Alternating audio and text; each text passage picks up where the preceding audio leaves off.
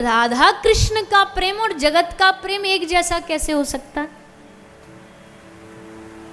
चींटी मात्र भी विशुद्ध प्रेम नहीं हो सकता हमारे भीतर जो राधा, जहां प्रेम में शरीर गल तक जाता हो, उस प्रेम की क्या तुलना करेंगे हम लोग। तो ये बात, ये तत्व समझने के लिए कृष्ण चित्ते स्थिता राधा, राधा चित्ते स्थितो हरि, जीवने निधिने नित्यम, राधा कृष्णौ गतिर्मम। कृष्ण प्राणमयी राधा, राधा प्राणमयो हरि, जीवने निधिने नित्यम, राधा कृष्णौ गतिर्मम। कृष्णस्य द्रविणं राधा, राधाया द्रविणं हरि, जीवने निधिने नित्यम, राधा कृष्णौ गतिर्मम। एक दूसरे को पहचान नहीं पाते। आपने कभी चित्र में ऐसा देखा हो तो ऐसे कुछ कुछ चित्र हैं, जब श्री राधा रानी अपना दर्पण में मुंह देख रही ना, मुख देख रही, तो उनको अपना आपा नहीं दिख रहा, उनको चित्र में श्याम वर्ण के श्री कृष्ण दिखाई दे रहे। और जब कभी कभी ब्रज में बहुत लीला होती है, श्रृंगार लीला, वेणु गूथन लीला, तो जब ठाकुर जी श्री जी का वेणु बनाते हैं ना, केशों का वेणु गूथन करते हैं, तो हाथ में स्वामी जी के दर्पण लगा होता है, तो अपना मुख नहीं देखती, वो ऐसे थोड़ा सा टेढ़ा करके उसमें श्याम सुंदर का मुख देख रही होती है, और श्याम सुंदर को देख रही होती, श्याम सुंदर भी उसी दर्पण में श्री जी को देख रहे होते हैं, और जैसे श्री जी को देख रहे होते हैं तो इनके पसीने छूटने लगते हैं। हाथ से जो केश को संवारने के श्रृंगार के जो आभूषण वो सब गिर जाते हैं, हाथ से कंघी गिर जाती, दर्पण गिर जाता है। और फिर सखियां मजाक उड़ाती हैं, सखियां विनोद करती हैं, हास्य करती है, लो जी लो, ये आए श्रृंगार करने वाले। ये गाय चरैया क्या जाने श्रृंगार क्या होता है, ये गांव का ग्वारिया। खूब हास्य विनोद होता है आपस की सब सखियों में। यही तो ब्रज का रस है। इसलिए तो ब्रज वालों को कोई ध्यान करने के लिए कहीं और जाना नहीं पड़ता, क्योंकि उनके पास खुद के पास ही इतना खजाना है। श्री राधा कृष्ण की रोज कोई ना कोई दिव्य लीलाएं होती है। उन्हीं लीलाओं का चिंतन करते करते करते करते उनको सब मिल जाता है। तो वृंदावन की यही रसमयी उपासना है। वृंदावन की उपासना सूखी सूखी नहीं है, वृंदावन की उपासना रसमयी, रस से भरी हुई। हमारे प्राण प्रियतम की युगल सरकार की उपासना है। और कैसे युगल सरकार? ले देखी सुनी ना ऐसी जोड़ी, जैसे करुणामय गोविंद वैसी करुणामयी किशोरी, देखी सुनी ना ऐसी जोड़ी। दोनों का चिरकाल का, अनादिकाल का ये प्रेम है, और इस प्रेम को कोई खत्म नहीं कर सकता। भले लोग कहें कृष्ण अलग हो गए, राधा रानी से चले गए, ये प्रसंग तो जरूर लिखें, पर देखो अब एक हीरो फिल्म में, हर फिल्म में सब अलग अलग ब्याह करता है, शादी करता है, इससे कर लिया उससे कर लिया, फिल्मों में, अभिनय में। पर वास्तविकता में तो उसकी पत्नी कोई और ही होती है, एक ही होती है, पर अभिनय के लिए उसको सब करना पड़ता है। तो ये जो ठाकुर जी की पूरी लीला है ना, ये अभिनय है, नाटक है, लीला है। नाटक शब्द थोड़ा इसलिए जचता नहीं क्यों भाई ठाकुर जी की है तो नाटक नहीं हो सकता, लीला है, पर है उसके जैसी। पर असल में जो मूल तत्व है वो श्री राधा रानी है, तो राधा रानी को तो कृष्ण छोड़ ही नहीं सकते। इसलिए ये जोड़ी चिरकाल की जोड़ी है। आज भी ये जोड़ी वृंदावन धाम में विराजमान है, और जिन पर कृपा करते उनको ये दोनों जोड़ी मिलके दर्शन भी देती है।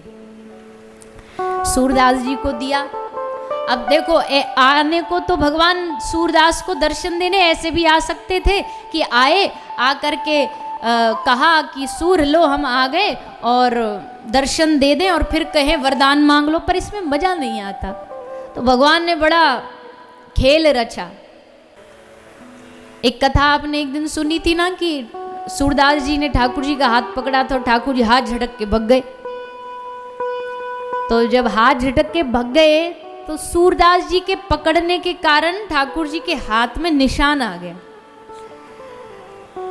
तो ठाकुर जी जब राधा रानी के पास गए तो राधा रानी बोली, हे लालजू आपका ये हाथ, ये कैसे निशान? ठाकुर जी बोले, पूछो मत, हमारे भक्त भी बड़े विचित्र विचित्र हैं।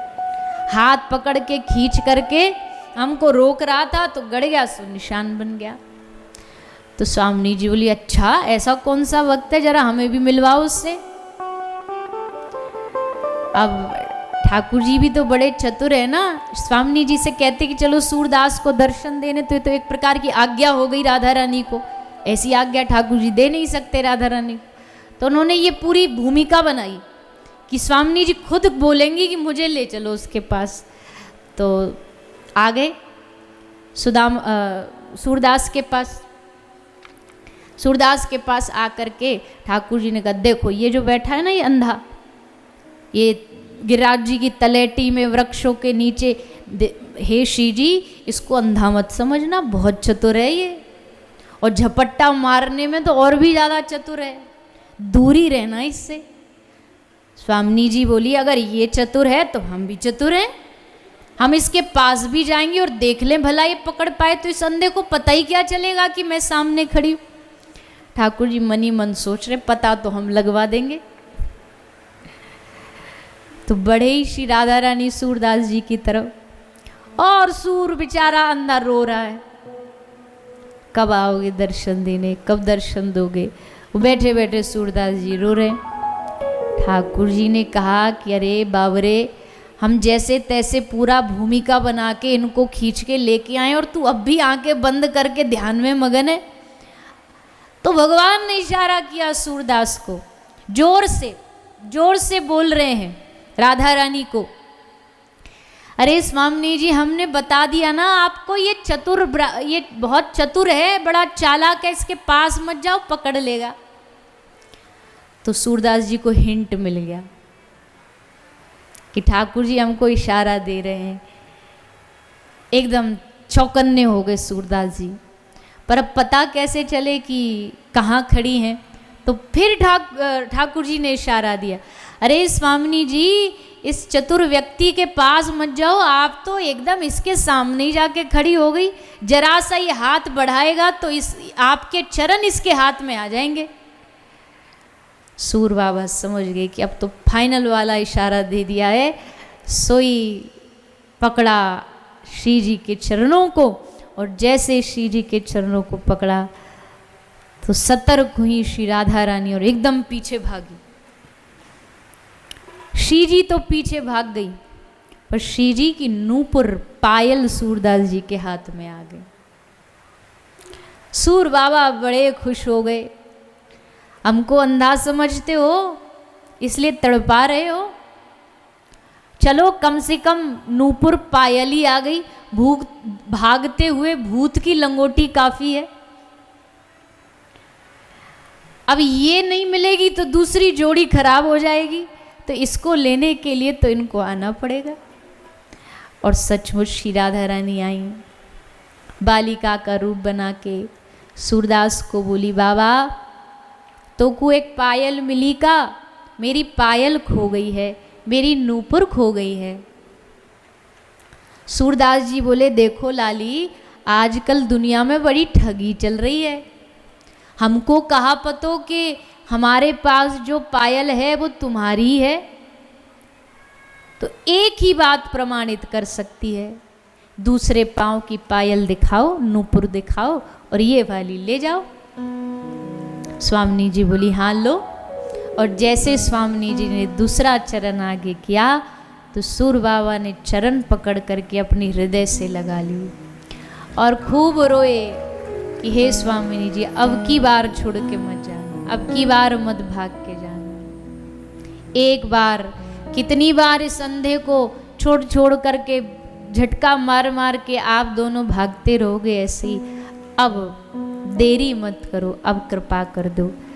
तब श्री राधा रानी ने सूर के सर पर हाथ फेरा और हाथ फेरते ही सूर की आंखों में रोशनी आ गई। आंख खोली तो देखा सामने दोनों प्रिया प्रीतम खड़े हुए।